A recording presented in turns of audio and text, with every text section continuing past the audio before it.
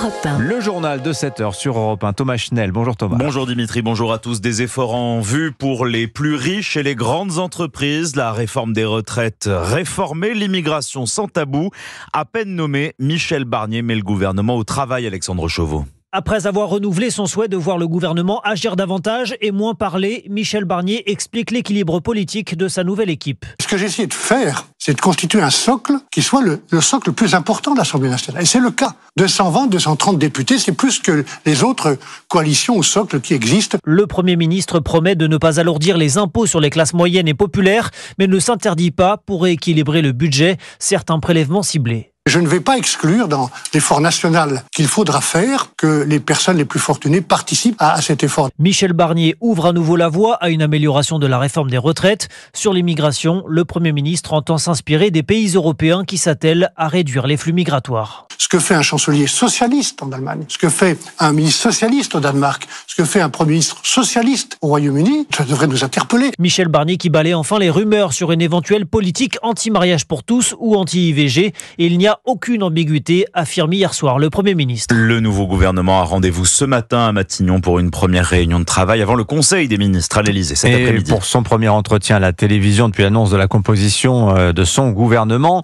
Michel Barnier a tenté de rassurer les Français. Il garantit les grandes lois sociétales pour conforter Gabriel Attal, mais il conserve l'animosité de la gauche et du RN. Avant même d'avoir fait ses premiers pas, l'épée de Damoclès du renversement plane au-dessus du gouvernement. Arthur Delaborde. Le gouvernement Barnier sur un champ de mine politique, dans l'obligation de naviguer entre les menaces de censure de la gauche et du Rassemblement national. Le Premier ministre tente de hausser le ton. Avant même que j'ai ouvert la bouche, à l'extrême droite ou à l'extrême gauche, on dit on censure, et à gauche. Moi, je regrette beaucoup ça, parce que je trouve que je pense depuis très longtemps que le sectarisme ou l'intolérance, c'est une preuve de faiblesse. Donc je ne serai pas sectaire. Malgré tout, la donne est simple. Si la gauche et le RN votent la censure ensemble, le gouvernement tombera. Le nouveau Front populaire estime qu'Emmanuel Macron lui a volé sa victoire et fera tout pour renverser l'équipe de Michel Barnier. Mais le RN, lui, continue d'entretenir un flou stratégique sur ses intentions. Ainsi, l'hypothèse qu'une motion soit adoptée juste après le discours de politique générale du 1er octobre n'est pas la plus probable. Mais une autre fenêtre de tir arrivera très vite, celle du budget qui doit être bouclé avant la fin de l'année. Dans le contexte actuel de dégradation des finances publiques, le texte pourrait fédérer les oppositions contre lui. Parmi les réactions politiques à noter, celle d'Éric Ciotti, le président contesté du Parti Les Républicains, quitte son camp. Dans une interview à nos confrères du Figaro, il dénonce la dissolution de l'état-major des Républicains dans la Macronie. Alors avant même d'aborder l'épineuse question du projet de budget 2025, le nouveau gouvernement doit se colter la crise en Martinique. Où les manifestations sont interdites jusqu'à demain. Le préfet a instauré le couvre-feu face aux violences ces dernières nuits. Plusieurs centaines d'habitants continuent pourtant de braver l'interdiction pour dénoncer la vie chère. Les prix de l'alimentaire y sont 3 à 4 fois plus élevés par rapport à la métropole. Notre correspondant européen Florin Ossu l'a constaté sur les étals. Premier exemple au rayon lait en bouteille, rayon que fréquente de moins en moins Jean-Claude, père de 3 enfants. Un pack de lait en France, on va dire, c'est 3 €. Et ici, vous voyez, c'est entre 10 et 11 €. Un pack de lait de 6, non, c'est impossible. À quelques mètres de là, Sarah aussi dresse un constat plutôt amer. Regardez le prix des tomates, c'est 7 € le kilo de tomates cultivées en France. Et même les tomates locales, elles sont à 5 €.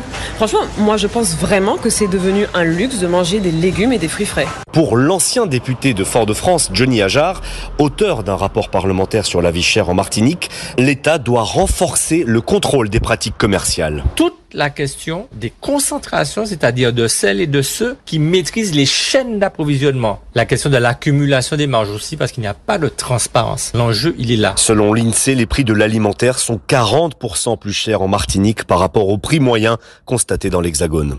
À Fort-de-France, Florin Ossu, Europe 1. L'outre-mer en crise aussi dans l'océan Pacifique. Veillée d'armes en Nouvelle-Calédonie. 4 mois après le début des émeutes, l'archipel se prépare nerveusement. Demain sera commémorée la date anniversaire de la prise prise de possession du territoire par la France. Des cérémonies qui irritent toujours les indépendantistes. Il est 7h05 sur Europe 1, c'est le procès qui cristallise les passions. L'affaire Mazan du village provençal au pied du Ventoux où Gisèle Pellicot a été droguée et livrée à des inconnus par son mari pendant 10 ans. Les audiences se sont muées en procès du patriarcat et au tribunal d'Avignon, des gens viennent de toute la France. La victime ayant décidé de vivre ce calvaire à ciel ouvert en levant le huis clos. Sur place, Stéphane Burgat, notre correspondant Europe 1. Chaque jour, la file d'attente s'allonge devant la porte d'entrée. Ce procès, on s'en rend compte, passionne le public. Ce qui m'intéresse, c'est que c'est un procès qui touche à la nature humaine, en fait. Les gens sont capables du meilleur comme du pire. Et là, on assiste au pire, en fait. C'est pas seulement les hommes contre les femmes. Ce que je reproche un peu, c'est ce côté ultra-féministe qui rentre dans une espèce de surenchère. Quelques-uns sont là également dans le cadre de leurs études de droit, mais d'autres viennent juste apporter leur soutien à Gisèle Pellicot. C'est une petite pierre à l'édifice et puis encore une fois, faire bouger un peu cette cause des femmes. C'est horrible. Il faut partager ça entre femmes, entre hommes, parce que moi j'entends parler les accusés, ils disent ah oui on savait pas, et je me dis mais attendez, mais prenez votre responsabilité. Et dans les rangs on compte très peu d'hommes. Malheureusement, les dernières fois il y en avait un peu plus. Là j'ai l'impression qu'on est moins de 10. Bon, après voilà, c'est ainsi. Et puis enfin beaucoup ici regrettent les accrochages qui ont eu lieu ces derniers jours avec des accusés. Le parquet a d'ailleurs formulé des rappels à l'ordre. La justice n'est pas un spectacle. Avignon, Stéphane Burgat, Europe. Volodymyr Zelensky est arrivé à New York cette nuit. Le dirigeant ukrainien doit participer à l'Assemblée générale de l'ONU. Il dit venir avec un plan de la victoire qu'il entend présenter à Joe Biden et espère rencontrer Kamala Harris et même Donald Trump cette semaine. Et puis l'heure du grand déménagement a sonné pour les sites olympiques. Avec l'objectif de jeux plus écologiques, la plupart des lieux qui nous ont fait rêver vont connaître une deuxième vie. Les 350 tonnes de sable du beach volley s'éloigneront de la Tour Eiffel pour créer un terrain à Taverny dans le Val d'Oise. Les pistes d'athlétisme du Stade de France, les gradins de la Concorde connaîtront aussi un nouvel emploi. Et la piscine des exploits de Léon Marchand, elle aussi est sur le départ, Cyril de la Morinerie. Le bruit des visseuses a remplacé les applaudissements des spectateurs. Les 2 bassins olympiques utilisés pour l'échauffement et la compétition sont en train d'être réduits en pièces détachées.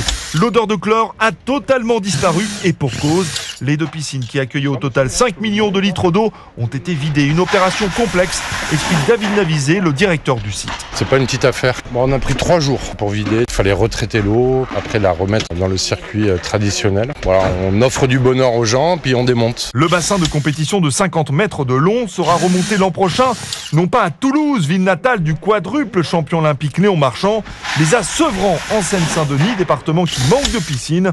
Son maire Stéphane Gatignon se réjouit d'accueillir un équipement iconique. Une émotion incroyable parce que c'est le rêve olympique qui continue. On appelle déjà le bassin Léon Marchand et elle portera bien sûr son nom. Quant à la Défense Arena, la salle retrouvera ses activités habituelles, matchs de rugby et concerts d'ici la fin du mois d'octobre. Et puis il ne fallait pas la rater, la rencontre de ce week-end, incroyable victoire de Marseille 3-2 hier soir à Lyon.